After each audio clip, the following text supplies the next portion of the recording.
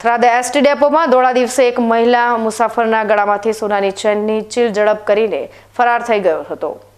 ઉત્તર ગુજરાતના સરહદી વિસ્તારમાં અડીને થરાદ શહેર આવેલ છે। થરાદ એસટી ડેપોમાંથી મોટી સંખ્યામાં મુસાફરોની અવરજવર રહેતી હોય છે, પરંતુ કેટલાક અસામાજિક તત્વો દ્વારા મુસાફરોના અવારનવાર ખિસ્સા કપાવવાના બનાવો બનતા હોય છે, પરંતુ એસટી ડેપોમાં લગાવવામાં આવેલ એક પણ સીસીટીવી કેમેરા ચાલુ સ્થિતિમાં નથી અને ડેપોમાં સિક્યુરિટી તરીકે મૂકવામાં આવેલા જીઆરડીના જવાનો માત્ર કહેવા પૂરતા મૂકવામાં આવ્યા છે। તે નોકરી દરમિયાન માત્ર મોબાઈલમાં ગેમ રમતા હોય છે, ત્યારે મુસાફરો ભગવાન ભરોસે હોય તેવો માહોલ હોય છે।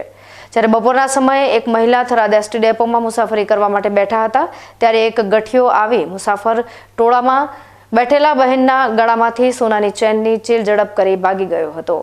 લાગતા વળગતા અધિકારી એસટી ડેપોમાં સીસીટીવી કેમેરા બંધ હાલતમાં છે, તેને સમયસર ચાલુ કરાવવામાં આવે અને એસટી ડેપોમાં સિક્યુરિટી તરીકે બેસાડેલી જીઆરડીના જવાનોને જવાબદારીનું ભાન કરાવે તેવું મુસાફરો માંગ કરી રહ્યા છે।